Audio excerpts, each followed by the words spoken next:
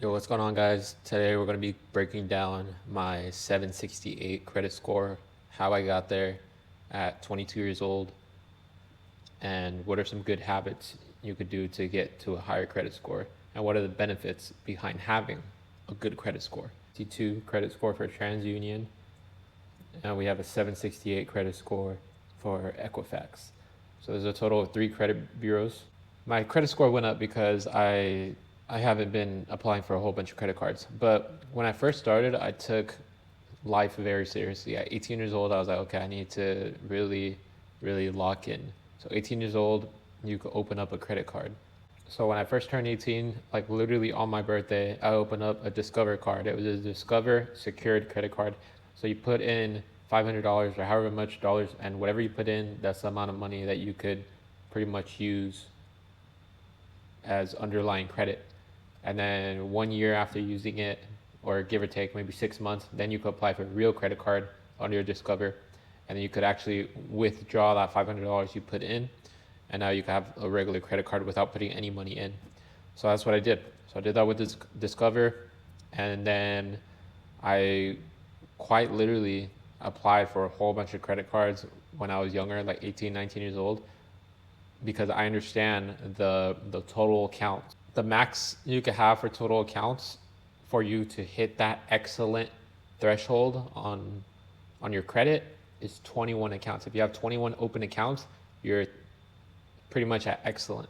And that's where you want to be at on all of these credit factors. That's where you want to be at. So credit age, it is medium impact. So obviously I'm still pretty young. So, and it does average out. But credit age, I just need more time with the banks that I've been with. But yeah, so I'm 2 years and 4 months. That's average, right? Because I've been applying from 18 all the way to right now I'm 22. So my max credit card, my oldest credit card is about 4 years old. Actually, yeah, 4 years old, almost 5 years old. And yeah, that's pretty much just the average right there. So that's pretty good, especially me being young.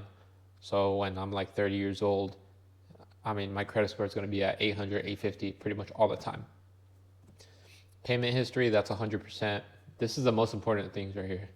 The payment history, the credit card usage, and the derogatory marks. I'm not even too sure what a derogatory mark is. Oh, it's a debt collector. Okay, that's pretty much not paying. Yeah, not paying your debt. So you have to pay your debt, because if not, it's going to go to a debt collector, obviously. Credit card usage. So that's another thing. The total accounts and credit card usage kind of goes hand to hand, because let's say you have a total of 20 accounts and each card has, I don't know, $5,000 limit, or you're looking at a $100,000 limit right there. If I'm not mistaken, yeah, $100,000 limit there.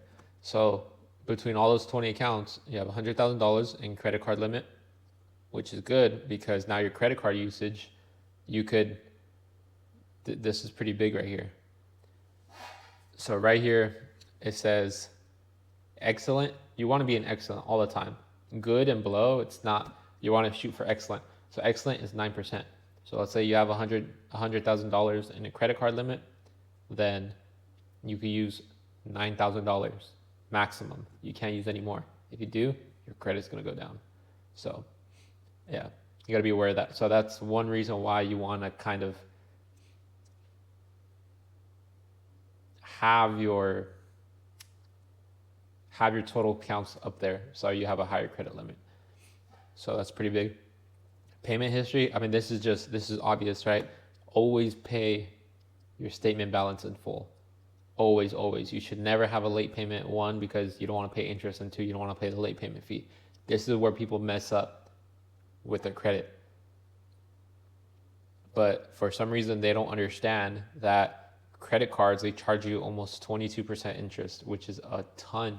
That is so much money. Let's say you get lended $100 and you make payments on that for 12 months.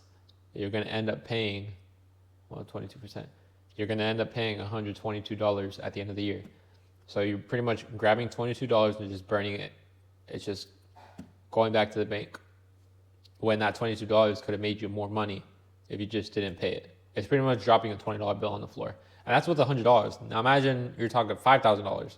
$5,000 at 22% interest. What is that?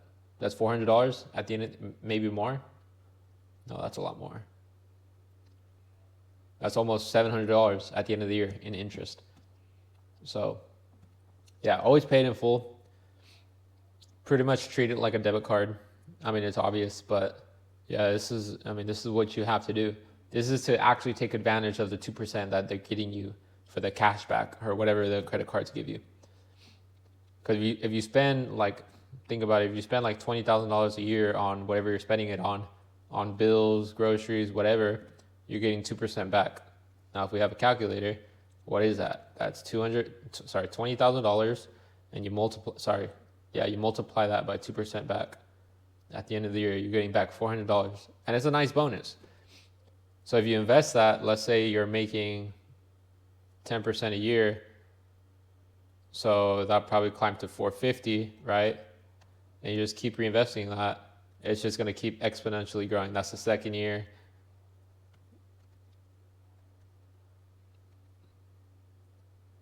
This is the third year, and yeah, it's just going to keep going up. So after 3 years, you made $1,500 just from using your credit card. But you can only make this number when you're not making late payments on anything. It's the only way. If not, then don't have a credit card. It's that simple. Yeah, as you guys see there, it says I have a total of $138,000 in credit card limit, which is pretty great. I'm 22 years old, I'm young, but because I stayed disciplined for just quite literally only 4 years, I was able to reach this amount. So there's a lot of benefits to staying disciplined and understanding how money works in some way. I was able to buy a house. These are the things that I own here, right? These cars right here are kind of inflated. They're not, or underinflated, because this is selling it like to a dealership. But if you actually put in the private party number, the 2018 is actually at close to 32,000, while the 2014 is kind of the same. It's about 11,000 I could sell it for private party. You should only sell it private party, because if not, it's just a scam. Why would you do that? And it's so easy to sell things private party. Literally, you just meet up with a guy or girl, whoever, and they take a look at the car. Okay. They do a test drive. You follow them in another car just in case. You never know. And then if they like the car, you negotiate and then go on with the deal. You go to their bank. They get a cashier. You go in with them into the bank. You make sure they get a cashier's check from their bank teller. They give you the cashier's check, and then you just deposit it. Simple. It's very, very simple. Oh, on top of that, get a bill of sale as well. Very important. Because if anything, that's you're actually taking off the liability. Actually, no, there's two other things you have to do. So it's a bill of sale, and then you go to dmv.com, and then you just do a release of liability. So you just log into your DMV account, easy, and then you just transfer ownership through the app. There's videos on it. It's very simple. It's very, very simple. It took me like an hour to sell my car. It was really cool. Like the technology that we have today, there's not a whole bunch of paperwork, no interest. It's just straight up cash that you get. It's fantastic. Selling private party is the way to go, for sure. I hope you guys enjoyed this video. If you guys did, hit that like button. If you want to hear more content like this, hit that subscribe button. I'll see you guys in the next one. Peace.